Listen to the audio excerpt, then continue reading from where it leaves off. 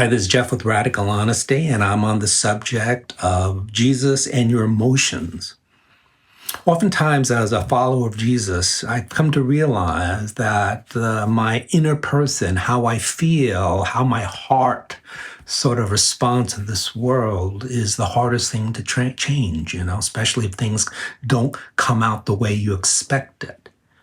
It's hard enough, doing things for God, serving God. It's hard enough to learning things about God, okay? But compared to the inner transformation, those two things are easy.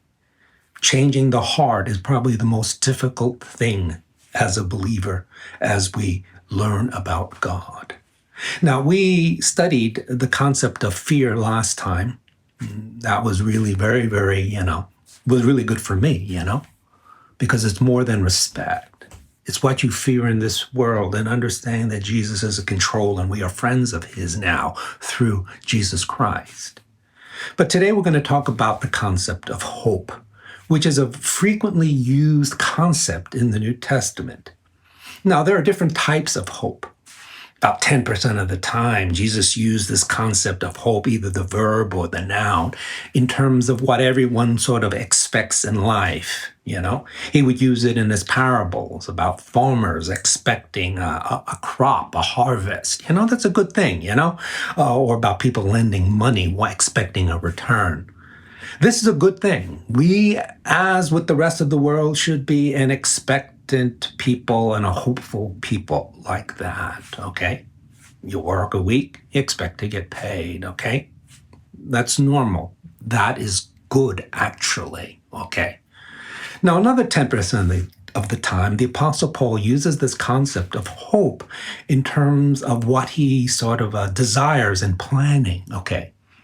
Often he would say, oh, I hope to see so-and-so. I hope to meet you, And this is really good. It's a plan. It's not just like, methodical, It's like you have your heart, you have your desire, you have a goal in mind in your plan, okay? You hope. It's not just like, well, whatever happens, happens, No. You have a hope in it, and that's good, especially in ministry.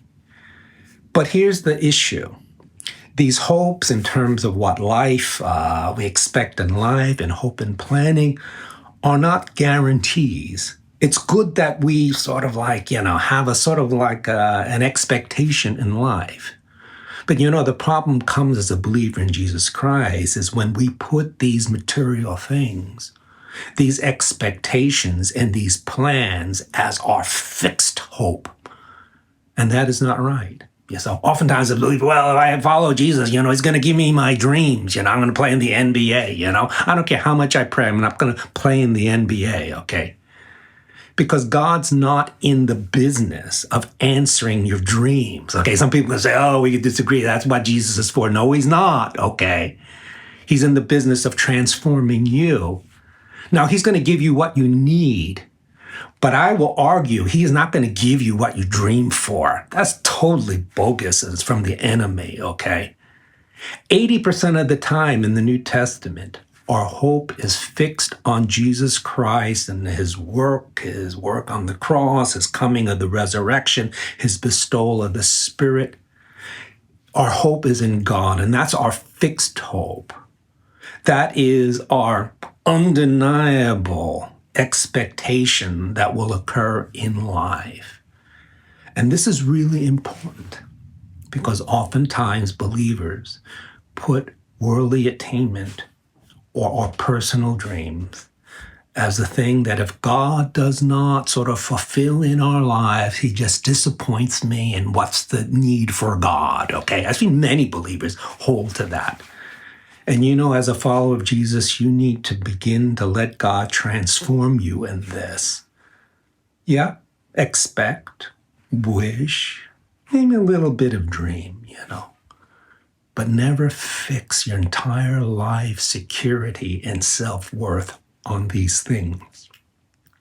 The Apostle Paul tells Timothy to tell the rich in this world not to fix our hope on riches, but to put our hope in God. He would also say in chapter 1, 1 Timothy, Jesus Christ is our hope.